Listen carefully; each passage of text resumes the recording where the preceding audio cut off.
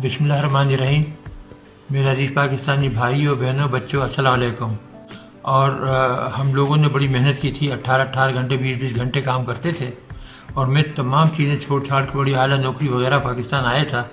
71 के बाद जो हमारा हशर हुआ था वो मैं कभी भूल नहीं सकता था। और मैंने उस वक्त ये पेशकश की भुट्टो साहब को कि मैं एटम बम बनाने की सलाहियत रखता हूँ, मैं इंशाल्लाह बना दूँगा। तो उन्होंने पूरी मुझे तमाम सहूलतें दे दी और मुझे ये काम जो था मेरे सुपुर्द कर दिया। और हमने बहुत ही कम अरसे में माशाल्लाह 6-7 साल के अंदर ही एटम बम बना लिया, जो कि दुनिया के लिए एक मुआजिज़ा था। वो कभी तसव्वुर ही नहीं कर सकते थे कि वो मुल्क जो गाड़ियाँ बैलगाड़ियाँ सही नहीं बना सकते, साइकिल सही नहीं बना सकते, वो एटम बम कैसे बना सकता है। लोग मजाक उड़ाते थे।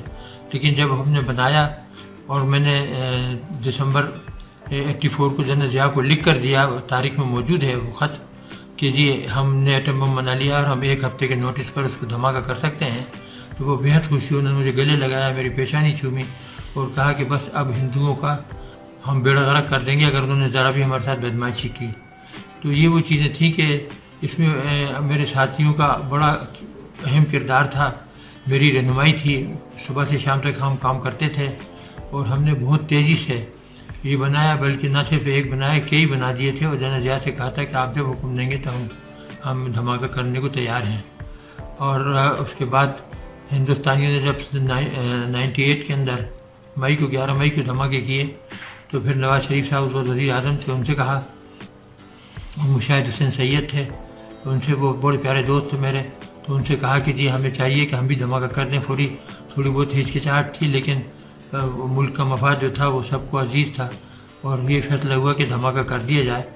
और फिर हमने हिंदुस्तान के 5 के बदले 6 धमाके कर दिए और उनका मुंह हमेशा के लिए बंद कर दिया।